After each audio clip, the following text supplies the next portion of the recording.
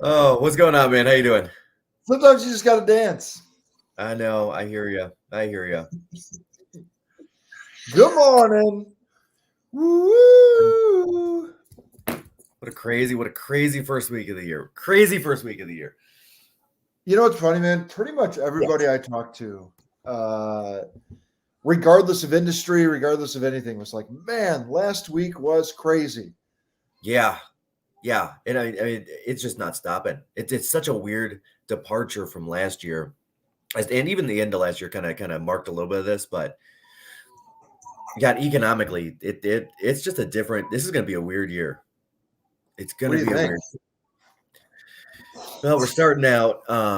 We're starting out with the Nasdaq down 4.5%, which that hasn't happened in Right out of the rip. Yeah, for years, sure. 60 years, whatever that is. Yeah. We've got the Great Resignation with 4 million people giving up jobs in November. That's a real thing now. Like before, it was like more of a postulation, and now it's like a real thing. Jobs report came out yesterday. 199,000 jobs created, which was half the expected. And so this is interesting.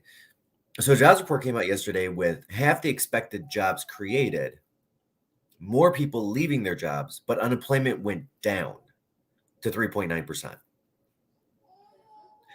Because that's one thing. If you walk off your job during, like, let's say a resignation, you are not considered unemployed. Yeah. Right. Unemployed happens from downsizing or things like that. Things where you're going in and taking unemployment from the government. Is there a, I saw that unemployment number. What I didn't look into deeper, is there a just not working number? Yeah. And I don't have a not working number. Actually, I wonder if I do. I'm like scrolling through the report as we go.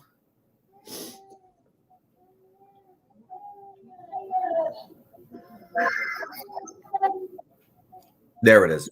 Around 2 million American workers have left the workforce last year. 2 million. Yeah. Which now there's something to be said about that. That's probably a low number because that doesn't include the baby boomers who went into retirement not to come back or retired a year or two early, because that's a different number. So that number's around 3 million. But that puts it at 5 million total workers that have left the workforce, because there were 3 million that left right at the onset of the pandemic back in 2020. This is talking about the 2 million that left after that. But 5 million people out of the workforce is a big number. It's not a little number. It's not a little number. No, I mean, how many working Americans are there? What's the American population right now? 360? Yeah, probably 360. Yeah. Okay, let's say at least a third of those cannot be working age, no matter what. So call it 120 million. So 240 million, taking 5 million off the top, and 240 is probably not even the right number. We're like 190. Yeah, the number is like 157. Okay, so 157. Yeah. Yeah. So taking 3 or 4% straight out of the workforce, it does affect it. Yeah, for sure. It does affect it. That's very interesting. Yeah, man. I listened to this. Yeah, I listened to this really interesting podcast. Derek Thompson, he's a writer for The Atlantic, which by the way is kind of a more liberal publication. So it's a just politics aside. I just find the guy interesting. Anyhow, he has a podcast, and he had interviewed a guy, and what they were talking about is productivity, like the concept of productivity. And what's interesting is, like, when you looked at, like, if you had 100 hours, 100 years ago, if you had 100 hours of corn production, you might produce 100 years of corn or whatever it is, right? And now that same worker with 100 hours of production can produce 1,000 years of corn or whatever it is, right? Just because of technology. And so productivity takes into account not only the amount of people working, but also the amount of work that they're able to output. And the more interesting conversation, because going into that conversation, I would have thought maybe one of the things that's happening is productivity is just because of really the invention of computing, right? Like we didn't really have computing the way we have it now, like 30 years ago. And then even like we didn't have, think about this, we didn't have apps on your cell phone until 10 years ago. We didn't have these little gadgets following us around everywhere 15 years ago, right? I think the iPhone came out in what, Oh, 2007? It's yeah. 15-year anniversary. Yeah. And what's interesting is actually productivity is slowing, Mm-hmm. Productivity is which actually is getting worse, not better. yeah. Now, Yeah. now what they're saying is that it kind of mirrors what happened. The same kind of effect happened in the 70s. And so there's some competing theories with it, Mike. There's basically a theory of we've invented all the things that can make you more productive, and then there's another theory that essentially is a complacency theory, like people are just more Mhm. complacent. I don't know where the truth lies in that, right? But it's really interesting, and and so what one of the things that they were talking about is like, okay, well, if we're going to gauge where the next kind of rocket ship of productivity comes from, they were talking about some of the mRNA technology. They were talking about they're talking about space flight and the inventions that come out of that and all the things. It's very interesting. Anyway, productivity. It's it's interesting. It's interesting. And then another theory that's coming to the forefront that I'm watching. I'm watching a couple of countries adopt this at this level now, is the 4-day work week versus the 5-day work week. Yeah. If you start seeing that come up, like the UAE starting to do it, Germany's starting to do it. There are a couple of countries out there, Finland's starting to do it, where what their thought process behind it is giving people a higher quality of life with a 3-day off in a row versus making them work 5 days in a row. They're less burned out. Number Yeah. one, right? They're fresher. Number two, they're spending less time not time on the job, because you're spending 32 hours closer to working than 40 hours closer to not working because of the apps Yeah. on the phone, things like that. And then Yeah. third, by squeezing the time down, there's an old adage that Diana Kokoska used to say: work expands to fill the time allowed. And they're Yeah. finding that to be very true. So they're prioritizing tasks and they're giving each task a lesser amount of time to get done. Yeah. And they're finding that the tasks are not, it's not that the tasks are not getting done, is that it doesn't take as long as people think to do A, B, C, D, Yeah. right? And so these companies are trying to, and part of this goes back to, we've got to incentivize the workers to stay with us at this point. A lot of these companies are looking at this from the perspective of, okay, if we push them a little bit on the 32-hour, I can give them an extra 8-hour day back in its entirety. Yeah. And workers are opting for it. People are opting for it because they'd rather have a 3-day off than a 2-day off, even if it means they've got to be in the zone more for 4 days, Yeah. which is really interesting. Retention is just it's on our mind constantly. We think about it constantly too. And like Yeah. you Oh, kind of man. here's how you retain people. You either like create a great environment or you pay them more. One of the Yeah. things that I feel like we've done is both. You know what I mean? Like it's like we really aim to create a place. I don't know. I don't think I'm speaking out of line. I think we really aim to create a place that people never want to leave. Yeah. Anyhow. Yeah.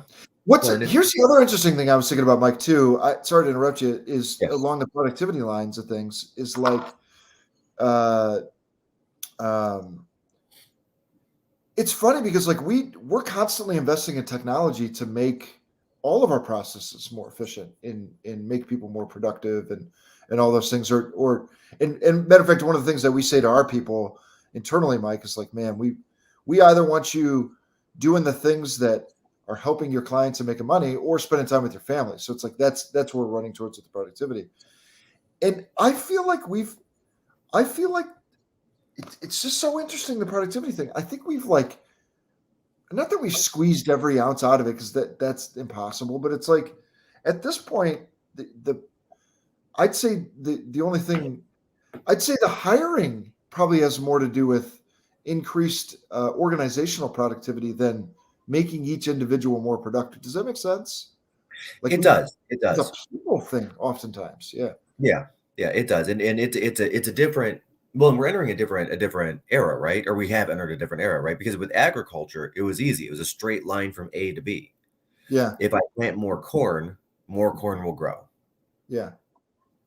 It was easy, right? There are not a lot of moving parts. But when you're taking into account something like this, right? Which is Yeah. 1,000 times the computing power of the computer that put us on the moon. That's a whole different animal right there, because you've Yeah. got design people, you've got manufacturing, you've got supply chains. I mean, there's a whole different level involved. Like look at that M1 chip, right? So you got the M1 chip that came out last year, and now you've got the new M1 chip. Well, two years ago, new M1 chip, the Max and the Pro last year, and those chips were really complete overhauls. After having used them, it is a completely new thing. But think about what would it take? 1,500 people worth of design work. So I don't know that our productivity necessarily needs to go up to keep people employed. It just needs to go different. Yeah. Like, okay, 5G, right? Which the target was to have 5G deployed this year by the major cellular carriers, and they're not going to hit it. It's going to be way off target.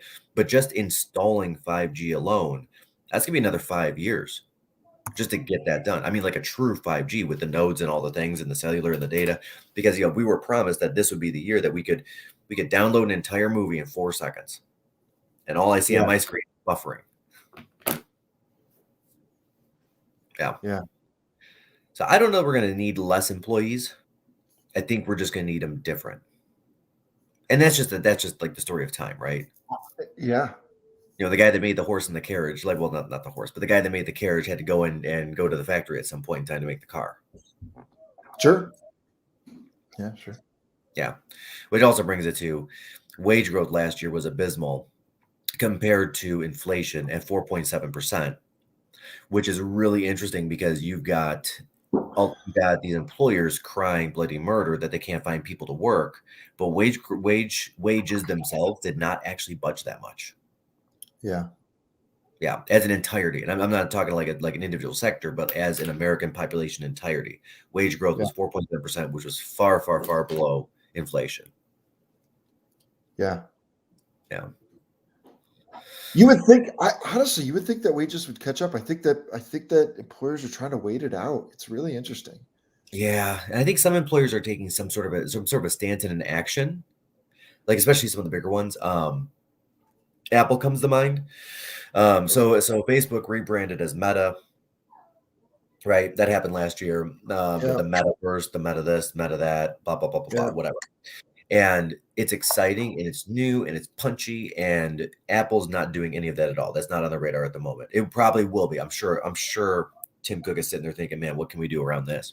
But what I do know is he cut checks to employees upwards of $180,000 bonus, not a bonus, but $180,000 in addition to normal compensation, in addition to bonus, to keep his software engineers there instead of leaving Apple and going to Meta.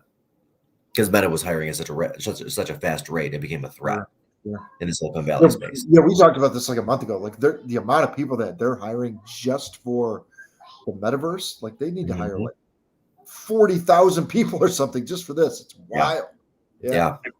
And so Tim Cook's trying to push back that as best as he can by just offering all these one-time bonuses. Like, hey, re-sign the contract for 3 more years, you get 180,000 or whatever that looks like. Not saying it's right, not saying it's wrong, but here's the other side of it. Your local 5 and dime, which I just aged myself by calling it a 5 and dime. I don't know the last time I've even seen a 5 and dime, but okay. Your Eckards. Your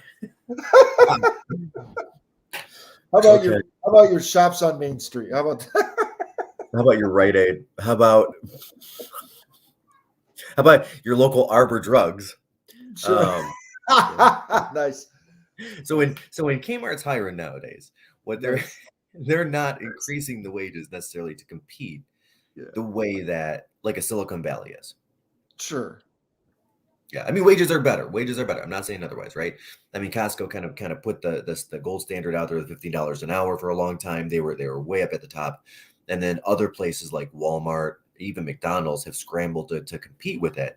But in the grand scheme of things, going up $1 an hour, that's not a $180,000 one-time bonus. Yeah, that's a whole different thing. That's a lot of hours to get that bonus. Yeah. So listen up, kids. Stay in school. Stay in school. As always. That was the takeaway from that whole little rant. And work so hard that they can't ignore you. Yeah, that's the truth. The hard work is the shortcut. It is the shortcut. Really is. It really is. It truly is. I mean, and anybody that's at the top of their game, period, if you look behind them, I don't care what field or what sport it is, behind them is just littered with hard work. Hard It's work. not even. It's not, getting rich in America. You either gotta be great at sports, you gotta invent something, or you gotta outwork the next guy. That's it. That's honestly it, which sounds so bad, but it's true. So like the reality is, yeah, I mean, how many Steve Jobs are there really going to be in the United States in the last 10 years or the next 10 years? 15? I mean, you had the two Google guys, you got the two Microsoft guys, you got the two Apple guys, you got the Facebook guy. Not even 15. Not even 15. Okay, so let's look at investing. Okay, great. Well, we've got basically two people in that space, right? You've got, what's his name? Buffett. Warren You got, Buffett. and then on the other side of it, you got Carl Icahn, who, by Yeah. the way, is 86 years old this year. Yeah. And you got a couple other investors, but again, we're in the unicorn space here. But then you got a guy like a Tim Cook, right? And I moved him separate from Steve Jobs, and I'll tell you why.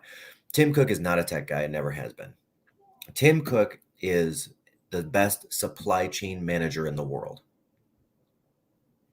That's what he does. That's his superpower. His superpower is getting nickel from Africa to the plant in China to the parts manufacturer in Austin to your hand. That's what he does. And he does it more efficiently than anybody else. Like he was brought in, not to Apple, but previous to Apple in the previous life, he was brought into HP during that HP Compaq merger to streamline all that and basically save HP. Right? Yeah. How good he was, basically how hard he worked, because Tim Cook works like a dog, saw how hard he worked and brought him in as his number two. Yeah. Which was prolific at the time, because a lot of people fought back against the Tim Cook things, saying like, hey, this guy, how are you going to, if this is the guy you're going to leave the company to in 5 or 10 years or whatever that looks like, because you have been sick for a couple of years, why would it be a supply chain guy? Why wouldn't it be, a visionary like yourself? And the answer is he put visionaries inside the company already around him, but Tim Cook was the person that actually created the $3 trillion company. Yeah. Not Steve Jobs. Yeah. Steve Jobs had a couple good ideas, but couldn't figure his way out of a paper bag, as we can see, because he was fired twice from his company. Sorry, I'm just going on anyway. So to your point, outwork the next guy. Outwork the next guy. But let's not beleaguer the fact that the NASDAQ is off 4.5%. The employment numbers are not coming in where they need to be. Crypto's down massively. I think Bitcoin's at 41 right now. Bitcoin got crushed. Yeah. Bitcoin got crushed. I mean, and some of that has to do with pulling back on the banking. The tapering of the bonds is actually affecting the crypto market. Kazakhstan is affecting the crypto market, and all the tumulus that's happening over there, which I do think that Bitcoin and Ethereum is actually a good buy right now. Because once that settles down, the tech stocks have not reacted well to the bond tapering and the thoughts of higher interest rates, mostly because the tech stocks are still in expansion mode. Their businesses haven't fully matured yet, so they're still looking to take out more loans going into the future. So all of their businesses just got more expensive. It's going to be interesting. It's going to be interesting. And then look at behind us, right? So behind us, we've got 2 years. If you look at 2020 and 2021, the S&P 500 gained 46%, which is an unreasonable thing to continue to happen. Unreasonable. Yeah, there's no way that keeps up, of course. Yeah. Nope. The Dow hit the peak, I want to say 71 times last year, which is craziness. Yeah. Like it was 66 in November, and usually November's a little bit of a dud. It's like, come on. The average homeowner, according to the National Association of Realtors, the average person that owned a home gained 57,000 in equity. Just from prices going up. Like this stuff cannot maintain. We actually, I went back and calculated what our household net worth increased last year. It was like, what? Just between those two things, right? Because we have stocks and we've got considerable real estate assets, right? So it's like, holy cow, between those two things. It's a ridiculous number. It's a ridiculous number. Yeah, it's a number that took. Yeah. I mean, I don't think I hit that number until I was 35, and it happened in a year. You know, it's like crazy. Anyway, I don't know. Maybe 32. You got the idea. Anyhow, dude, can I talk real estate for a second? We should probably do that. Yeah, we probably should do that. By the way, if you guys have real estate questions, throw them in there. Yeah, please. Please. What you actually just got is like behind the curtain when Mike and I get on the phone with each other and just just like nerd out over Did economics. you see that? Yeah, it's crazy. Yeah. Blah, blah, blah. Yeah. So I taught market stats this week. Nice. Now, look, we teach it all the time, but I think it's just a really cool thing, and I think it's really interesting for anybody that's either in real estate or anybody that has somewhere to live. How about that? You know what I mean? Needs somewhere to live. I think it's interesting. So we have access to this data called market stats. I'm actually going to share it, Mike, and we could fiddle around with it.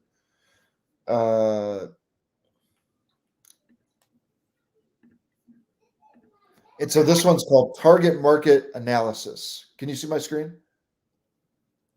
Yes.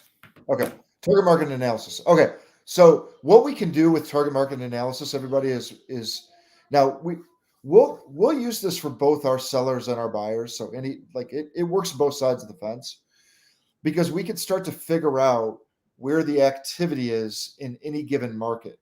So I'm just gonna can you just give me a city, Mike? Let's go Rochester or Rochester Hills. Okay, we're gonna go Rochester, and we're gonna go. What do you think? 300 to 500. Yeah. I'll even go 550. It doesn't matter. I can look at activity based in different increments. I'm going to try 10,000. It might. Okay, they're going to push back me. I'm going to go 25,000. Mm-hmm. I wonder if it'll let me do 10,000 at 350. Here, that's what I'm going to do. I'll do a $10,000 increment between 350 and 550, right? And then what I'm going to look at is I'll look at the last, what do you think, 60 days because of Christmas? Yeah, that'll work. Christmas is always wonky. Okay. And so what this will show, and here I need to go. So you want to go Rochester schools? Is that what you want to do? Yeah. Keep it congruent.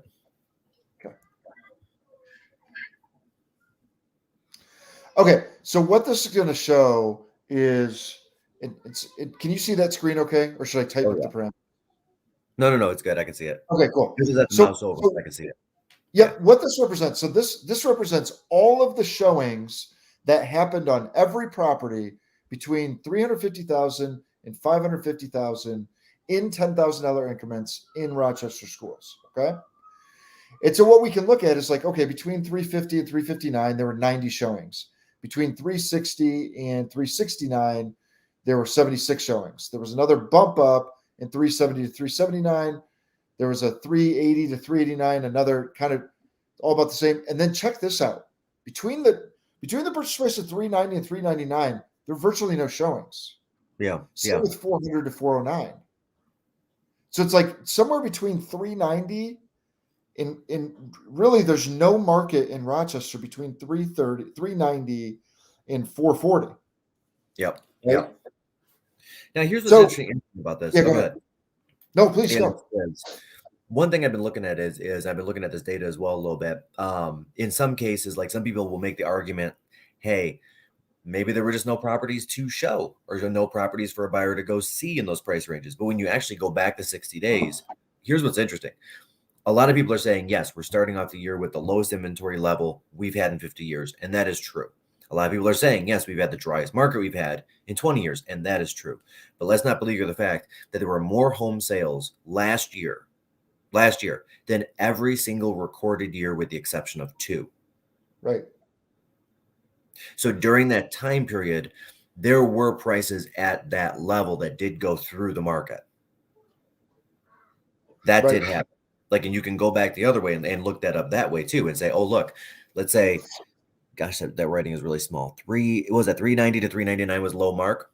Great. Yep. Probably a house on the market at that went on the market at 399. actually probably a couple of them, and they reduced price to 385 or 380 or 389.9 or something like that. Like they were just a little outside the range to get the buyer's attention to get in. And then once they got to that right range, the showings jumped up again because buyers looked at that and said, okay, I'd be willing to go see that. I don't know if I'm willing to pay for it, but I'd at least go see it. Yeah. And then, yeah. Well, there's a real human psychology and a real human because a market for anything, any asset is worth what somebody else will pay for it. Right? It's the entire basis of the free market, right? Mm-hmm. And so this works one of two ways. Like, let's pretend that I'm consulting with a seller and we're looking at different home sales, and the data suggests that maybe we should be at, somewhere between 380 and 400, right? Yeah. It's like, or maybe actually what happens more often than not, Mike, is like the data will suggest we should be somewhere between 365 and 375. And then a seller will say, well, I want to do 390. Sure.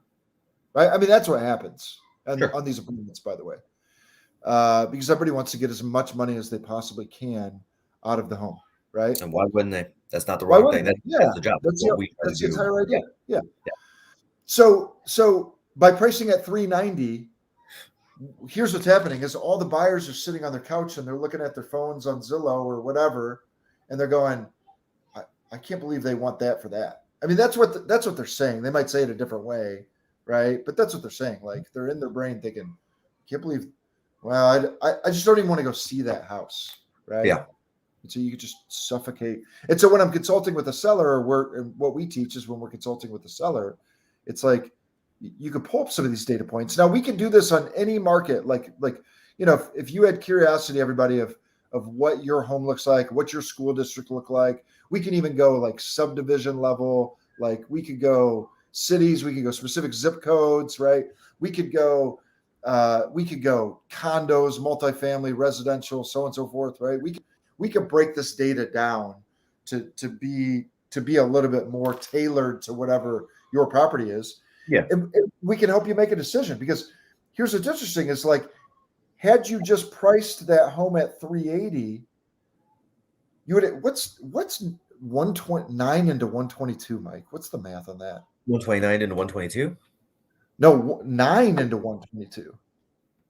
Like, look at the drop off. It's a 13.5x. 13. Yeah. Right?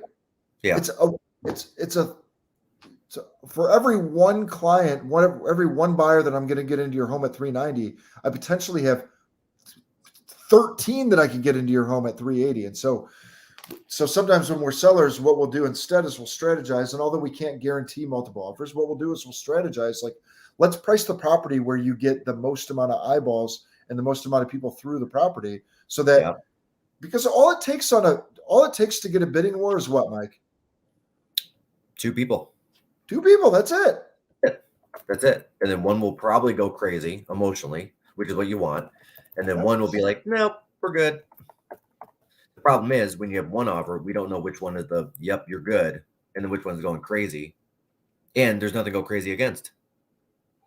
Yeah. Because there's no external pressure. There's no third-party pressure coming in. Yeah.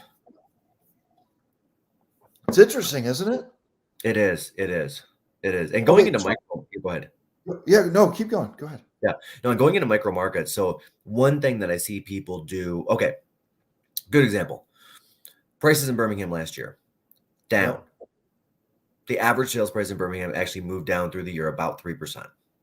Which is crazy, by the way, crazy. I was reading a report of the top 20 cities in Michigan. As far as number of sales goes, in the top 20 cities, they were in the top 10 in the 5-county area. Well, not all of Michigan, but the 5-county area. There are a lot of cities here. But the average sales price actually went down.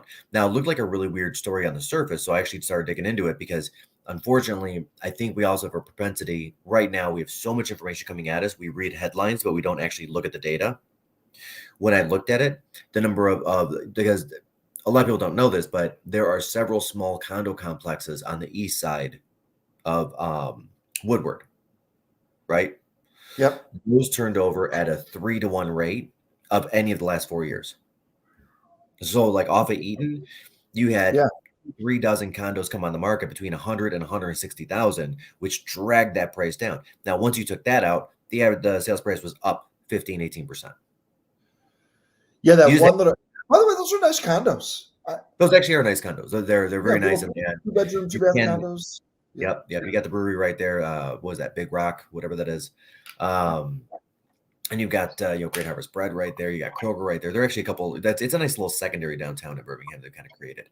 But anyway, moral of the story is you got to always look at the data as well to make sure you're not looking at the wrong data.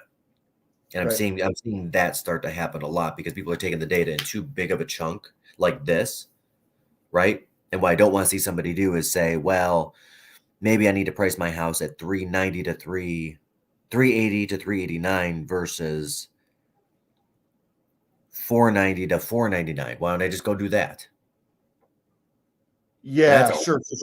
Yeah, if we were sitting with a seller, we would have this way more micro. Yeah, like we would have it. Yeah.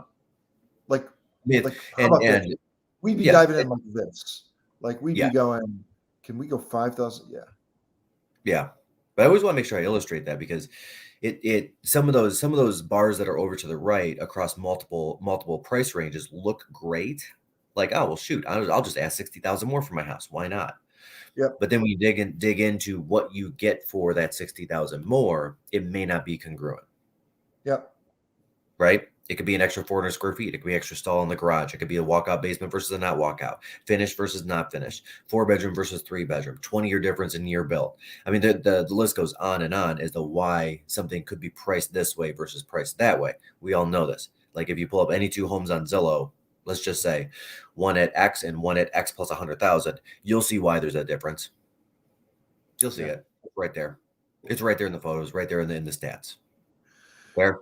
So I always want to make sure. If I pulled up what a 350 got you versus what a 400 got you, it's significant. Yeah, agreed. Yeah, it's different. Not a good thing. Okay, but watch this. Okay, watch this. So now we're coaching buyers, right? You could use these same data points. So that's how I'd coach a seller. It's like, okay, well, let's price it. Let's price it in these channels that seemingly have a lot of activity, so that we can try to create some more interest, so that we can get you top dollar, right? On the flip side, if I'm a buyer, like if I have a buyer and I've got a buyer and they say, look, I'm looking to spend somewhere up to 375, kind of right in that range, right? That's what my max line is, right? Yeah. Well, based on this data, here's what I'm doing. Like I like rather than sit there between 370 and 390 where all the activity is, or 370 and 385 where all the activity is. You know what I mean? Yeah. I might say, hey guys, let's go explore this place that's priced at 390. Let's go explore this place that's priced at 395. Let's go explore this place that's priced at 400, 405. Because there's no market. Right. Right? Well, let's go explore this place at 400. And then now seemingly that $400,000 home might have more updates, right? It might have more updates, and that's why the person chose to price it that way than the other property priced at 370, seemingly, right?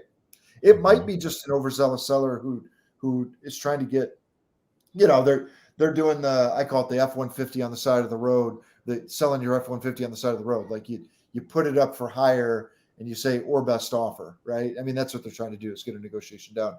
And what's cool about this is, like, you could come in and show a client a $400,000 home and say, hey, look, let's just offer something at 90% of asking price, which on this price point would bring it all the way down to 360 to 370, and start the negotiation conversation there. Now, you might end up at 375, which was what your budget was anyway, but you might get a nicer home and not compete and get better terms on that negotiation than if you would have gone in at 375 or 380 in those price points.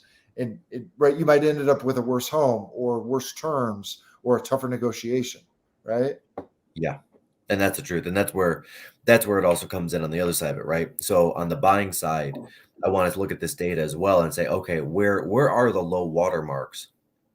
Because I might be able to bump up my budget 10, 15, 20,000 and see something like that guy there where he's got like, how many showings does he have?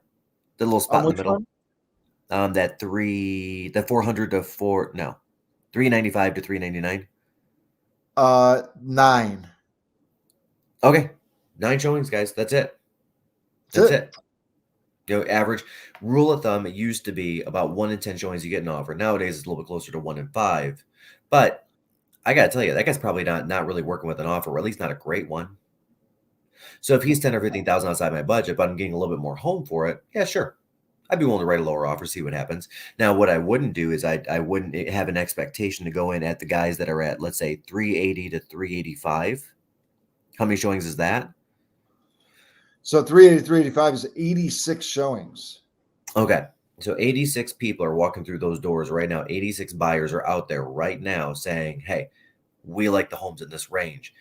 Probably not a great range to go get a deal on in Rochester at this moment in time. For High what's demand. in the market. High demand. High demand. So those homes that are on the market right now, I mean, they are being shown every hour, every 2 hours. Yeah. Yeah. Now, And again, I bet if we actually pulled the properties, Mike, yeah, when you're a buyer, you have a decision to make. It's like, do I spend, maybe I know my budget's 375, but do I spend, maybe 410 to get something that's like mint? Or do I spend maybe 355 on something that I need to put some money into? yeah. And that's an individual choice. I know my choice, but as an individual, yeah, I'd rather have it done. But yeah, for sure, I'd rather have it done. I'd rather have it done. And guys and sellers, if you heard me on WWJ last week, that's exactly what we went over. And the comments and the feedback very sustained that approach quite a bit. That people at this point would rather have it done, like for the first time ever. Like I've been doing this for 20 years. For the first time ever, we're in a space where I'm starting to look at kitchens and saying, you know what, it might be worth redoing a kitchen. 20 years has never been worth redoing a kitchen. You always get back less because if you have a well-maintained, very well taken care of, but they're 30-year-old cabinets, 30-year-old appliances, 30-year-old countertops, whatever that looks like, right? As long as it's well-maintained, it's not in disrepair, it's not, chipped and all messed up, you're only going to get about half back on any sort of a kitchen redo. And it's floated. Sometimes you get 40% back, sometimes you get 60% back, but you never get 100. But here's the difference. We've got 2 external factors, actually 3 external factors if you really want to count it, that people are taking into consideration. One, we still have a 3% interest rate. So if they're paying $50,000 more, they're not paying that much more. What's the monthly payment on $50,000 on a mortgage? A couple $100. I mean, here we can do a mortgage comparison. Let's see, mortgage calculator. I'm just going to use Google's because I'm on Google. Well, here's the comparison. I have it in front of us. Here you go. Can you see it? Oh, here, hold on. Let me share a different screen. Let's stop that screen, share the screen.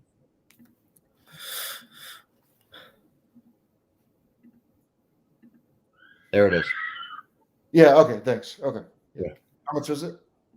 $211 a month.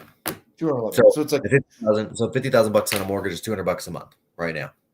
So if I'm looking at $50,000 worth of updating between the kitchen and bathroom, you know what? Let me just write $200 a month as a check. Much rather do that. Yep. Much rather do that than come out of pocket with $50,000, or even do like a 5-year financing, which a lot of companies will do. That's still way over $200 a month. That's number 2. Number 3, or maybe that's number 1. I don't know. There's a number in there. But next, supply chains. Supply chains. I mean, it literally took me almost 2 months just to get granted in to finish a kitchen to get it up on the market as a rental. Are you kidding me here? Are you kidding me? That place that Jake's probably would have been better off renting that place at a lower rent amount. Yeah. And honestly, that's what I should have done. Because I've literally gone, I want to say 7 months without rent. It's just sitting there. It looks great. What am I going to get for it? Another $100 a month, $150 that I would have? Yep. Come on. And then last, other than supply, labor. Right? I mean, labor, that's the big kicker. Like my parents are looking at redoing their kitchen, and they're looking at, booking a company between 6 months and a year out for starting the redo of the kitchen. So as a buyer, and I'm a buyer in the market right now. As a buyer, I'm looking at all of those factors and saying, okay, the $50,000, sure, I'd be willing to pay $200 a month for that kitchen. But what I don't want to do is buy the home $50,000 less and then spend the next year working on trying to figure out that redo, find the cabinets, find the granite, find contractors that will actually show up on time and not destroy the rest of the house doing it. Like there's a PETA factor that these buyers are willing to pay for now that they have not been willing to pay for 2 decades. There's a fourth factor out there that's kind of a weird one. So my dad, actually, I'm going to phrase it as a statement and a question. How often do you go look in your attic? Once every 5 years. Like Same. literally, I usually do a home inspection on my house just to keep up with any maintenance. Yeah. About once every 5 years. And Well, that's yeah, you're an outlier. You're an outlier in that. There are people that have not been in their attics in 15 years, right? Agreed. Yeah. You know, I don't know that I've been in my attic since the home inspection. I don't see a need to. It's a great point. Yeah. 15, 20 years. Yeah. Forever. Yeah. My dad's up in his attic, twice a year, every year, like clockwork, looking for signs of moisture, looking for this, looking for that. And he does find them and he does repair them and he does, fix the soffit vent, or he does cut out and replace a little bit of insulation that before it gets moldy, like a pre-moldy situation. Like all of those things he can do. And as a master electrician and been doing that job for 40 some odd years, he knows how to do all of those things. And not to pee anybody's shoes on this one, but us millennials, we're just not that good at it. Tell me I'm wrong. As a whole, agreed. There's obviously still those guys and gals out there. But yes. Yeah, absolutely. I mean, and I'm not gonna sit here and tell you that I can't schlep a kitchen together because I've done it before. But I can tell you, I'm not good at it. My time is better spent doing something different than installing a kitchen for how long it would take me because of my inexpertise. Yeah. You know what I mean? Uh-huh. I've done tile work before, but you know what? They not going to do that again. I'm just not good at it. By the way, it's called the Spinal Tap. It's like this little local newspaper, right? And I'm in Commerce. One of those northern ones. Yeah. Huh? That's one of them northern newspapers. One of them northern newspapers, yeah. Anyway, Spinal Column, maybe. Spinal Tap is a movie. That's a band. Yeah. Whatever the Commerce Township newspaper is that shows up on my doorstep. Anyhow, they do a great job, by the way. Aces of the age where I could put them in T-ball for $100 a session. Seriously? I might put them in T-ball. I don't know. Why not? Why not? I don't have an answer. Why not? Anyway, one of the things that they had an article about a family opening a handyman service business, right? Storefront and everything. And I think it's genius. Yeah. All of those things all those little projects, there's a lot of people that do not want to do that stuff. I think it's genius. It is genius. It really is genius. And frankly, they could charge by the project now, or I mean, you can charge by the hour or you can charge by the project, but the cost is you ever install a toilet? Yeah. How long does it take? It's nasty. If you've never done it, you guys, it's nasty. There's like this ring and it's like the wax ring and yeah. I'm sorry, I think it's nasty. No, you're not wrong. It's nasty. I'm not gonna say otherwise. How long does that take? How long does it take to take out the old toilet, put in the new toilet? 90 minutes. Saturday? I mean, you know what I mean? For guys like you and I, like a Saturday, you got to watch the YouTube video. You got to go get the toilet. Yeah. I mean, I'm looking at it. You got to get the wax ring. Sorry, this is all. That's all. No. It's true. I mean, if you're talking about going and picking up the products and everything else, yeah, sure. That'll take maybe a Saturday. You don't order a toilet off Amazon. You go to Home Depot. Could you order a toilet at Amazon? I'm sure you could. I'm sure you could order anything off Amazon. I'm really curious if I can get myself an Amazon toilet. Sorry, man. 4 hours minimum. Okay. Let's say 4 hours, right? Yeah. Let's say 4 hours. So now you got a guy that's probably going to charge what, $50-$75 an hour. It's worth it. Dude, I find they don't even charge that much oftentimes. But yes, agreed. $75 an hour. So you pay $300 plus having the toilet installed might run you, I don't know, whatever. I don't know what the toilet costs.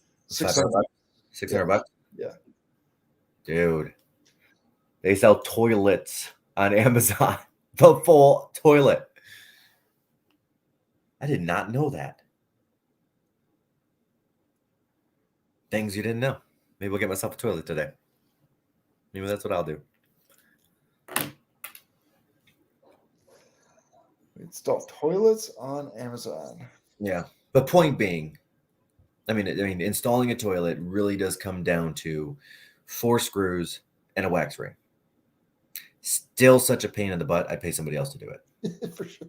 You were trying to go the other way. It's really easy. And I'm still going to I went the other way. Like, man, that's a whole damn Saturday. I think it was really easy. I got to go watch the YouTube video. I got to drive over to Home Depot. I got to get the thing. Then I'm going to forget something. So then I got to go back to Home Depot or Ace Hardware or whatever. And then I got to, no, you went the other way. It's not that hard. No. I don't know. All right, guys, what do you think? Installing a toilet, hard or not hard? Throw it in there. I mean, it's not complicated. No, it's not. I mean, if you're saying it's not complicated, I agree with that. But is it? I just don't find it that difficult. I don't know. Is it a pain in the butt? Yes. Yeah, I don't have any intention to do that again. I don't. I really don't. Yeah. Yeah. You went the other way with it. I kind of really went the other way with it. Yeah. But anyway, guys, here's where we're at 2021. I'm sorry, 2022. I don't think that we're going to see the appreciation this year that we did in the last two. We're not going to see that double digit 14, 19, 23, 26%, whatever appreciation. But here's my concern for the people that have not made the move to the bigger property yet that they really need to. Yeah. I do think we're going to see a 6 to 10% appreciation. The stock market, which I am heavily invested in. I mean, the vast majority of my investments happen in stocks, bonds. Well, not bonds, but stocks, mutuals, ETFs, MBAs, like all of those, right? Yep. The vast majority of that, I'm no longer increasing that in 2022. I am going back into property because I don't think that we're going to see the monstrous S&P or NASDAQ increases. I mean, just that 4.5% drop in the first 7 days of the year. I mean, look at crypto, which is off its rocker, almost a third in 10 days because two things happen, because bond tapering and because of a war in Kazakhstan, which is where a lot of the Bitcoin is mined and done things like that. I was really curious why that happened. So is that what happened? Yeah. There's actually turmoil there over that. It's a real thing. I didn't even think about that. Yeah, where all the servers are that people have that are mining and doing the things, and yeah. But at the end of the day, I know rents are still going up. They went up 14% last year. They're not going down this year. They may not necessarily go up 14%. They might only go up 5 to 7, but they're not going down. Yeah. I mean, you have to call 10 apartment complexes and ask, hey, what's your plan around lowering rent? And they'll just laugh at you. What are you talking about? I'm not lowering rent. Right. Yeah. They'll say, well, we've got one apartment coming up and we got 16 applications for it. What was the question again? Yeah. Matter of fact, at least around me, they're building, you know, you've seen them, these like apartment home, they're basically condos, but they're apartment homes. Yeah. They're expensive. I mean, like a 3-bedroom, 2-bedroom apartment home with an attached garage. We're talking, it's like $25,000 to $3,000 a month. I mean, they're expensive. Yeah. Well, that's something interesting, right? So rents have gotten so sideways at this point. One of the bigger families, Churco, that they're big and heavy into construction. They do a lot of condo work, a lot in like Washington Township, Shelby, Utica, stuff like that. They've got 2 separate projects that they're finishing up right now here in Royal Oak, and both of them are apartments. Neither ones are condos. They determined they actually make more money just holding the property and renting it over time than they would selling it off as condos, because the rents have risen that much. I mean, go check out the right here on Main Street. It's expensive. Yeah. It's expensive. And there's another one that's one up from it. There's one a little bit closer to me up Main. Dude, rents are going nowhere. So one man's opinion, here's what I know. It takes around 30% to get into a rental property, give or take a little bit. Is that fair? Yep. Pretty much on the nose. Yep. Some pain, whatever you need to do. right? Go get yourself a nice rental property. If you've got the 50 grand sitting around, go buy a $200,000 house somewhere like a Ferndale or a Masson Heights or in Hazel Park or something. If you got 300, great, even better. You have more stability. You may not necessarily have the spread, but you have more stability. But I really think that real property over the next 2 or 3 years is where the smart investors are going to be going. I really do. Well, they've been doing it. I mean, if you look at the big institutional investors, I mean, they've been doing it. Yeah. I mean, look at it. So it's not BlackRock. What's his name stuff? BlackRock's been buying up properties like crazy. Is it BlackRock? Is that the one? BlackRock's been buying up like $1 trillion of properties or something. Yeah. It is BlackRock. It is BlackRock. Yeah. But yeah, they jumped back into the market a couple years ago, 2-3 years ago on the residential side. And you're right. They're literally dumping trillions of dollars into the market, which self-perpetuates because it just causes the market to go up. I mean, if we're looking today at the stock market, let me go back. So the rule of thumb for the last 40 or 50 years for the stock market has been you want to buy a company that's somewhere between, let's call it an 8, if you can find one, and 14 times price per earnings. So the price versus the earnings, the price is 14 times what that company earned that year. Now, American companies are trading at a multiple of 36 to 40. Disney's trading at 91 last I looked, a multiple of 91. Their stock value is apparently 91 times the earnings of the company, which makes no sense whatsoever. 91? Yep. Let's pull that up. Let's see. Disney stock. Where's the PE at? Okay. It spiked. It's up at 142.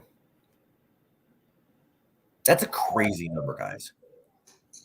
That is a ridiculous number. It makes no sense. And I'm glad I've been investing in it, by the way. Yeah, sale back in December. I think the buzz I'm seeing everywhere is just everybody's looking to buy things that pay a dividend. I mean, like, yeah. God, that to me, I know you love dividend paying things. It makes sense. Yeah. Like if you're going to own an asset, it might as well pay you a cash flow. I totally agree. The thing that makes me nervous is anytime you have rising interest rates, dividends naturally get hit. And you got to be real careful with that. And you got to be real careful with what the companies are and what they do, and you got to do the research. I mean, let's go back to Carl Icahn, right? Yeah. Right. So he owns IEP. He owns like 93% of that company. So Icahn back in the 80s made his name through these massive corporate takeovers.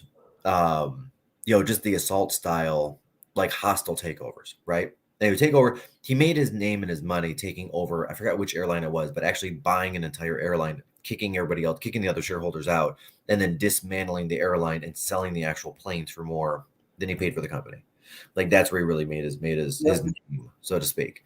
And he continues to do that today, right? And if you look at the company, he's got a company that does aftermarket auto parts, right? He owns Pep Boys.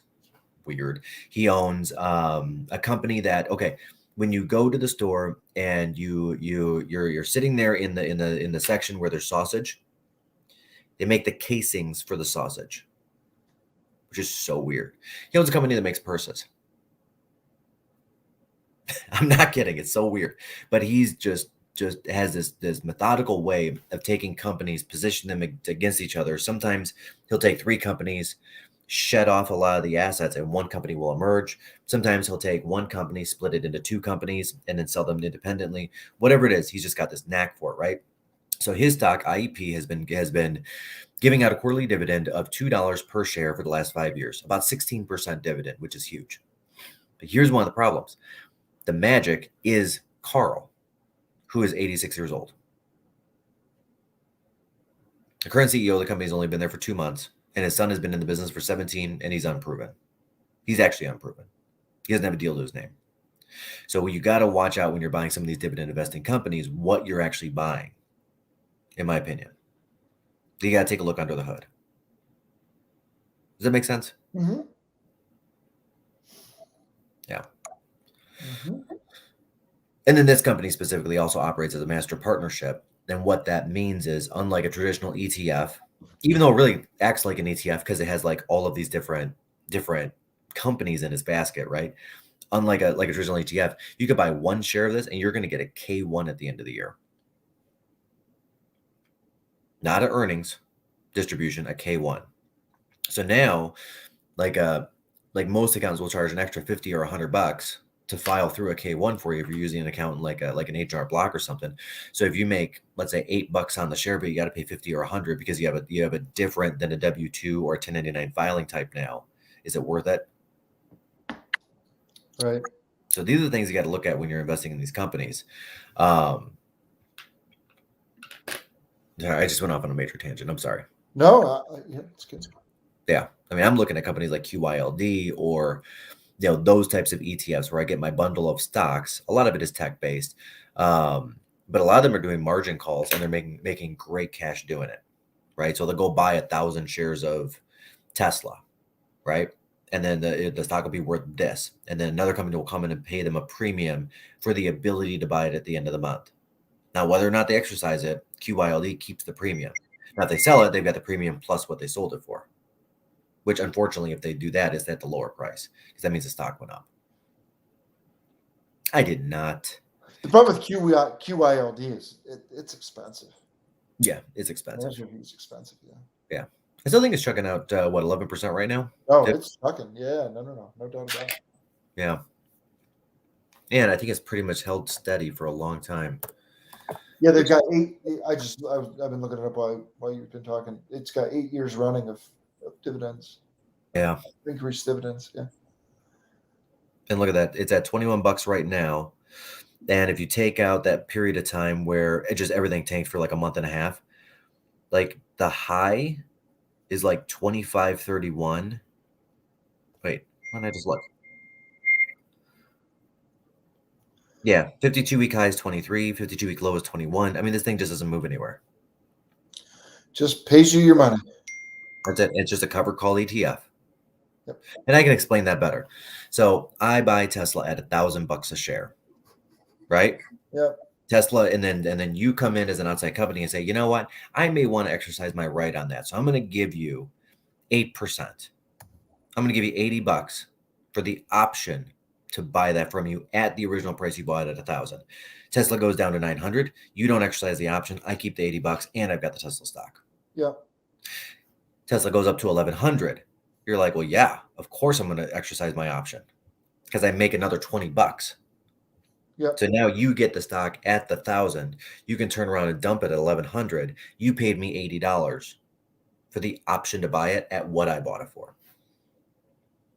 And that is a covered call ETF.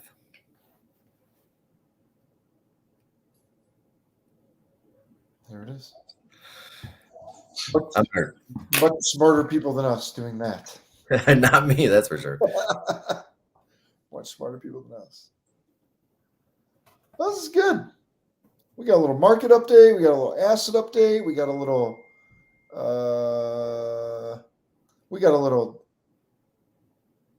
What?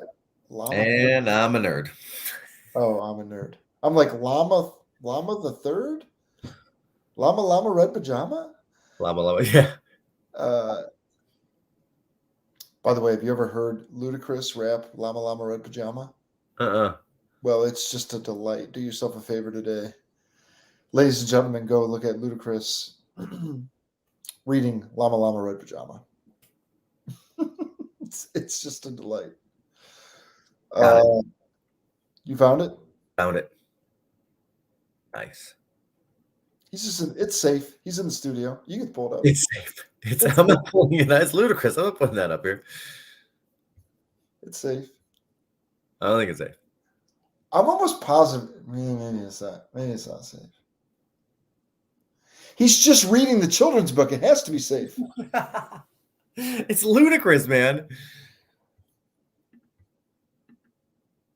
Now you got me second guessing the entire thing. Like, is it safe? Ladies and gentlemen, I think it's reasonably safe to. Yeah. I think it's reasonably safe. Maybe we're 6 out of 10 saying it's safe. Oh no! I'm higher than that. I'm an 8 out of 10. I'm a 6. It's ludicrous. Luda. All right, man. Good job by you. Good As job, always, dude. you guys, any questions you ever on real estate, make sure you get it into the chat box. We'll answer it for you. Anything that you want to know along the week. Mike had referenced rental properties. I just closed on one yesterday. If you want to talk the math on it, please reach out to us. I'm happy to do it. It's not particularly difficult to compute, and I actually just did it for a mortgage partner of ours, Mike, Andrew Pettis. And I sent him the property. I sent him what I thought it would rent for. I sent him the math. I sent him what his return on investment, what his 30-year return would be on it. Yeah. And he was like, "Holy cow!" And it was some legwork for me, but it wasn't like that hard. And frankly, it's fun. So. Well, we had a conversation. I remember Andrew and I had a conversation. He was considering doing some improvements to his house. I don't know if he told you that, but like kitchens and stuff like that. Yeah. And he's like, yeah, should I just do a cash out? Should I do a cash out refi? I've got the cash right now. I can do all this stuff. And I'm like, well, what if you took all the cash and put it into 3 rental properties and then took the 0 interest financing from Home Depot or wherever you're going? Yeah. And then he came back like 2 hours later. He's like, oh shit, maybe I should do that. Yeah. So yes, he should do that, by the way. He should do that. Yeah. Yeah. All right, guys, let's get out of here. Let's go have a Saturday. Enjoy the day, everybody.